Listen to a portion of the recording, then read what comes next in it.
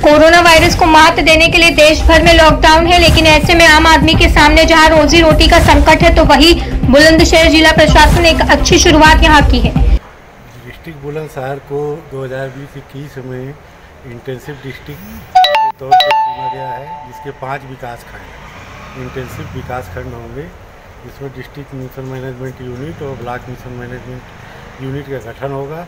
इसमें CRP drive चलेगी, जो कम्युनिटी रिसोर्स पर्सन्स के द्वारा चलाई जाएगी। लगभग 1500 समूहों के गठन का इसमें लक्ष्य रखा गया है, जिनको उत्तम कोटि का प्रशिक्षण देके काम में लगाया जाएगा। वर्तमान में समूहों के द्वारा मास्क बनाने का, जो कि कोविड-19 में सबको लगाने के लिए अनिवार्यता है, कार्य किया जा रहा है और उनके द्वारा अब तक 30 से 40 हज़ार मास्क बना के वितरित किए जा चुके हैं। अभी दिल्ली से मनीष त्रिपाठी जी, जो कि डिज़ाइनर मास्क बनाने का आपका अच्छा कार्य है और निफ्ट से आपने प्रशिक्षण प्राप्त किया है, उन्होंने हमारे यहाँ मरगूपुर में समूहों को डिज़ाइनर मास्क बनाने का संक्षिप्त प्रशिक्षण दिया और उनको काम भी दिया है। भविष्य में ये रणनीति तैयार की जा रही है कि आपके द्वारा उनको फॉरवर्ड लिंकेज उपलब्ध कराया जाएगा, उत्तम कोटि का प्रशिक्षण दिया जाएगा। चूँकि मास्क की ज़रूरत अब काफ़ी दिनों तक ऐसा महसूस हो रहा है कि बनी रहेगी, इसलिए उनको इस काम में लगाया जाएगा। साथ ही स्कूल के ड्रेस को भी अच्छे तरीके से तैयार करने में उक्त संस्था की मदद ली जाएगी और उत्तम प्रशिक्षण देकर उनको इस काम में भी लगाया जाएगा, जिससे कि आर्थिक क्रियाकलाप में संतृप्त होकर वो अपने जीविकोपार्जन को अच्छी तरह से कर सकें। Thank you. जिले में स्वयं सहायता समूहों के द्वारा मास्क बनाने का प्रशिक्षण देकर बड़े स्तर पर उच्च कोटि के मास्क बनाने की योजना बनाई गई।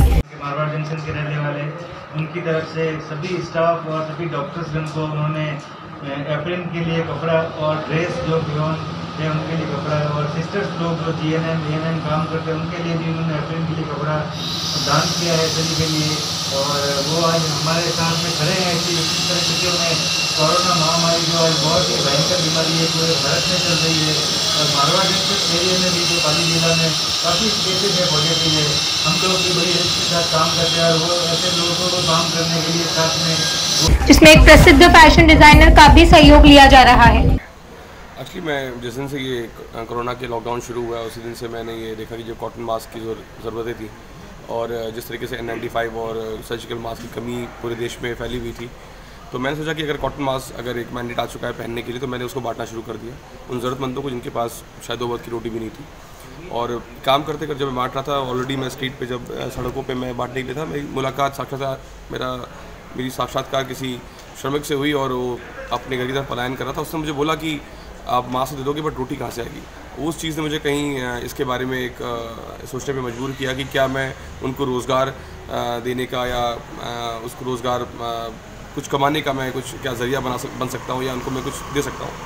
और दिन से मेरे दिमाग में ये बात चलने लगी। इस विषय को लेकर मैं NSIC के पास गया और NSIC के GM विजय प्रकाश जी से इसके बारे में चर्चा करी, तो उन्होंने मुझे सुझाव दिया कि मैं इसको SHG के माध्यम से जोड़ सकता हूँ और उन श्रमिकों को, चाहे वो लौट कर आए हों, चाहे वो उस जनपद या उस गांव के हों, वो सीधे तौर पे इस रोज़गार से जुड़ सकते हैं और उनके कमाई का और उनकी रोजी रोटी का ज़रिया तैयार हो सकता है। उसके चलते मैं